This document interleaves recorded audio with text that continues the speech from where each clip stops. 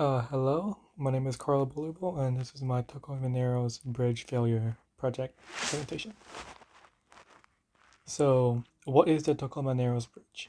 I'll just give some background first. I'm a civil engineering major, and this is one of the case studies we had in one of my freshman year classes. It was basically a case study on how aerodynamic forces cause a can cause a bridge to sway, because it was a a section on expansion joints and how things move and expand and how external forces can do that on a bridge. This was a case study where it was too extreme. It was essentially when the winds were so fast and it matched up to the bridge's internal frequency. It did some constructive interference and just kept making this bridge oscillate vertically more and more until it finally broke. So that's some background a bit about it. So it is a suspension bridge in Pierce County, Washington, that spans over the Tacoma Narrows Strait. And like I mentioned before, this is a case study in civil engineering featuring a catastrophic collapse due to aerodynamic forces. And at its peak, from its equilibrium point, it moved up and down 4.5 meters, and this is a GIF accompanying that. So, what are the relevant differential equations for this? We can think of this as like a 2D system, like a spring system, but in this case, we'll be doing a force van der Pol oscillator, which is a nonlinear oscillator that's able to regulate itself. Like if the amplitude gets high enough, which is in the middle part where you usually have the dampening coefficient, where you have the dampening part of the equation in a normal harmonic spring equation. This one is non-linear though. So the -1, uh, if y is big enough, then it becomes negative. So it starts with dampening. So if amplitude gets big enough, the energy gets weaker, and if it's low, then it's positive. And it is a positive dampening, so it increases energy inside the system. We also have a forcing function too, which acts as the wind. So the forcing function is capable of resonating with the bridge's internal frequency, which is going to be an important part later on. This was discovered by Balthasar van der Pol when he was studying circuits and seeing it as he was seeing the voltages and how it is, even though there was no input, it was changing in a cycle, and if the voltage got too high, it started decreasing over time and it went up and down. And the solution set. So this is the tricky part. I couldn't find a good way to explain this. I was able to use a MATLAB and other computational stuff, so I can specifically crunch the numbers for me, but I couldn't find a way that was in my skill set. The paper I saw, it looked normal. Uh, it looked normal with the power series. It was just changing variables, adding a few more than what we're used to, but it seemed doable. But after that, it got into some weird stuff. Like it got into multiple timescale solutions, which I just did not know how to do. And for the other method was using permutation. I did not understand what that was and was not comfortable using these methods because I can't accurately explain them. So what I did was I looked on MATLAB to get the graph. This is the graph from just plugging the diffie and with variables for the bridge. And as you can see, uh, this initial oscillations, and it decays down. And at the 20-second mark, it just starts to keep on growing. Like it overcomes that dampening feature. So what is important about this feature or about this equation is the nonlinearity, is the middle part with the dampening. So when amplitude when amplitude in this case is a delta y, so it could swing up and down, is small, it is negative dampening, so it gains energy until amplitude is high. Until the amplitude is high enough, which then regulates itself and decays back down.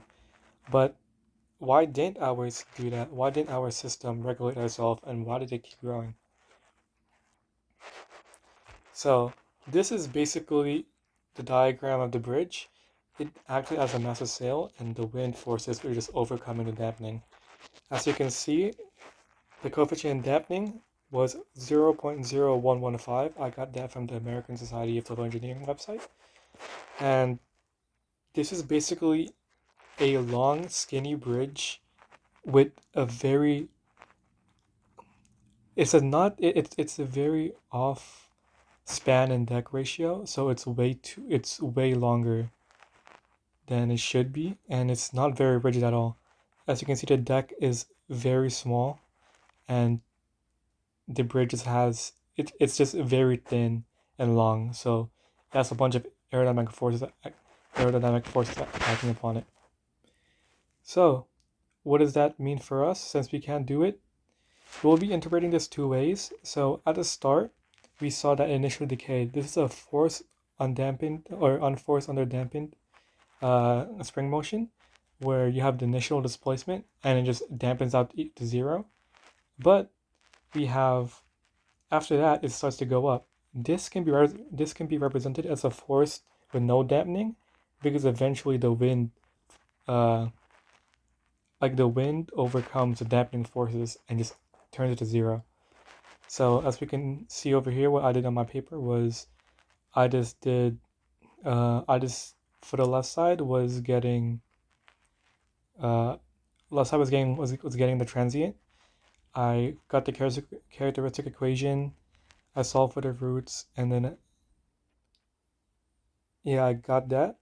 And for the second part was the first part again, but we had to do some matching of variables too. We had to match some coefficients. And after that, we get C1 uh, cosine t plus C2 sine t equals 1/2 t cosine t. And for the second solution, we had to times the transient by t, because it was not linearly independent from the transient, so our particular had to be multiplied by t. So what if the frequencies didn't match? So the top image shows shows if the bridge was more rigid, like a new bridge that's been erected. So this would reduce the resonance and uh, allowing the bridge to dampen properly. As you can see here, it goes up, up, and then it goes down, down. That is the Van der Poel oscillator, where it's not there is no constructive there's no constructive interference affecting the amplitude that gets higher, because our mu or our damping coefficient is very, very small, so it's able to become was able to be drowned out by constructive interference and a strong wind. So what if it and going back to on the bottom is like the conditions in 1940. What if it was slightly out of phase? If it was slightly out of phase, I don't think it would have collapsed, since it just there wouldn't be enough constructive interference to overcome the dampening features of the bridge. So, oh, and the bridge is non-linear. You can think of it as like the suspension. As it's getting more stretched out, the suspension is there's more tension on the deck if it's getting swayed further away. So that's like the non-linear part. So application in science. This can be used, the Van der Pol oscillators can be used as an autopilot to predict the varying wind conditions and to adjust for any oscillations. So you're in a steady, you're just adjusting your path. And it's also used in pacemakers, where the forcing function is used to regulate heartbeats. If you see in an EKG, it's similar, not similar to, it's kind of, it looks kind of like the top image, but it's like a lot more peaks. So it reads that as a function of time, and it sends impulses to like regulate your heartbeat if it's too low, it's too high. And that is my presentation on the Van der Pol oscillators.